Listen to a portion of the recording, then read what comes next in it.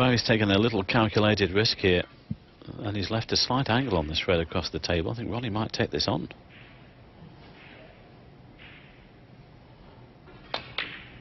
Well, he knew that was a possible, leaving the white near the top cushion, but that's still a great pot on the red. Can't tell you how good that is across the table. You have to be so accurate. Particularly at the pace he played it to get the cue ball off the cushion for the black. You just missed the cannon there for the red to the left, but has this one to the right.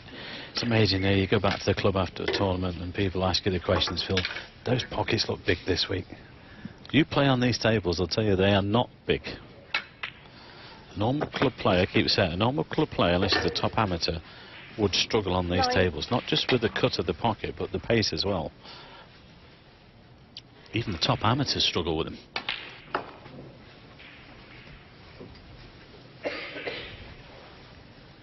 But Ronnie's not struggling here.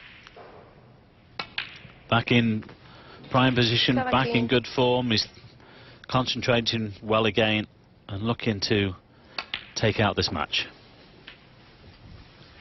Has he gone too far? Might have done. Well, there's another example of the pace of the table. Just the merest touch of the cue ball and just flies away, so responsive. I think this one passes the blue though to the corner.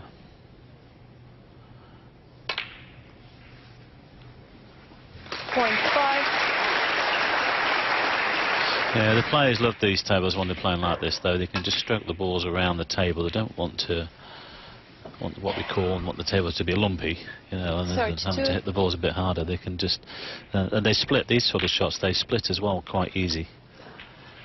33. Anyone for a 147? Ah, hello.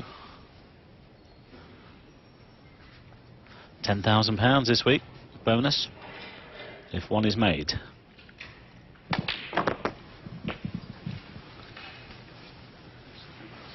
This guy's had 13 already in his career. Amazing. I think he's just asked the referee what the high break prize is or the maximum prize is.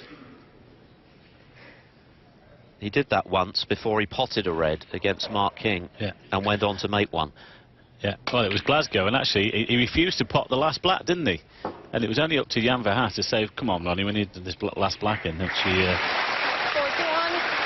did in the end.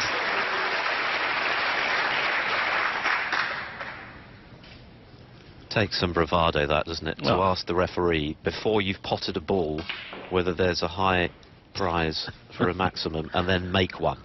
Yeah. I mean, that is arrogance. I think it's called confidence in your own abilities. Touching ball. 48. We talk about that word, don't we? But there's a fine line, Phil, between 49. confidence and arrogance, isn't there? Well, I know what you mean. He crossed it that day. Yeah, he did. I think it was only £4,000 that day. He said, oh, I can't be bothered with the black. In fact, in the end, he did pot it.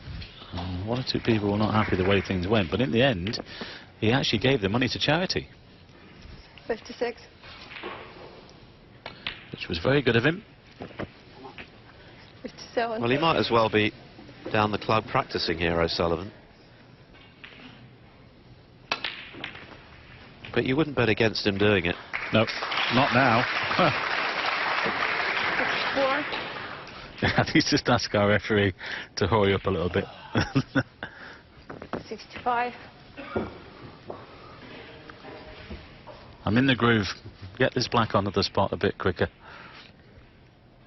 It's amazing how quickly things change, isn't it? It only seems like a few minutes ago that Pinches had that opportunity for a 2-1 lead. At that stage, O'Sullivan was steaming mad with the way things were going.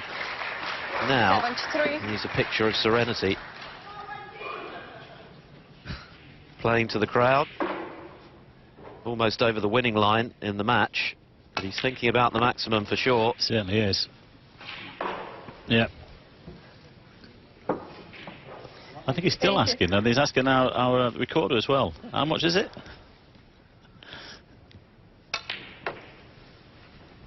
Well, even for a millionaire, £10,000 is worth having. Yeah. A little bit more Versace. It's on. It's definitely on. 88. Could this be number 14? Tell you what, Phil, it's always nice to get one in the 89. can early as well, isn't it?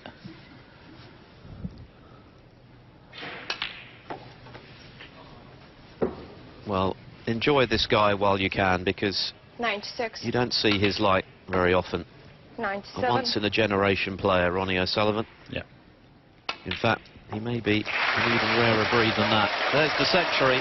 Just genius, really. 104. Could have done with a little bit more there. No, he's not taking the pink, 105. surely.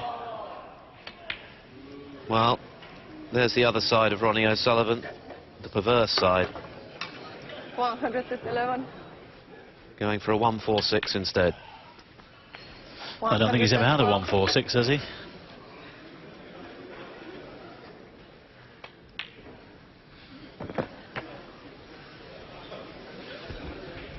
$119.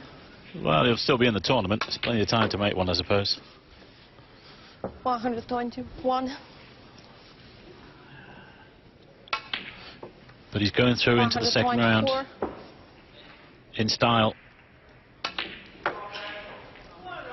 128. Well, it won't be a maximum, but it's still a break of the most sublime 133. quality.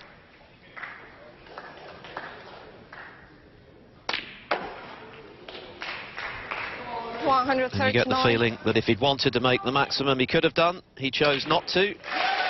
Controversial in some people's eyes, but that was just absolutely magnificent. Ronnie O'Sullivan finishes with a flourish, a 146 clearance, which might well have been a 147 had he chosen the black. Instead, he chose the pink, but he threw 4-1.